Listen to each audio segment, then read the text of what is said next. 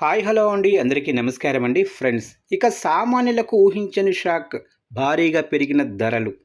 ఇక ఇందుకు సంబంధించిన వివరాలైతే వీడియోలో తెలుసుకుందామండి. అంటే వేటి ధరలు పెరిగాయి ఏంటి అనేది క్లారిటీగా తెలుసుకుందామండి. వీడియో పూర్తి వరకు చూడండి, అలాగనే లైక్ చేయండి, ఛానల్ని సబ్స్క్రైబ్ చేసి ఫాలో చేయండి ఫ్రెండ్స్. లేట్ చేయకుండా వివరాల్లోకి వెళ్ళిపోదాము. ఇక పండుగల సీజన్కు ముందు సామాన్యుడి వంటింటి బడ్జెట్పై ధరల భారం మరింత పెరిగింది. వినియోగదారుల వ్యవహారాల శాఖ తాజా గణాంకాల ప్రకారం గత 5 నెలల్లో 16 ప్రధాన నిత్యావసర ఆహార వస్తువుల్లో 15 వస్తువుల ధరలు పెరిగాయి. కందిపప్పు, శనగపప్పు, మినగపప్పుతో పాటు వంట నూనెలు, పాలు, చక్కెర ధరలు కూడా గణనీయంగా పెరిగాయి.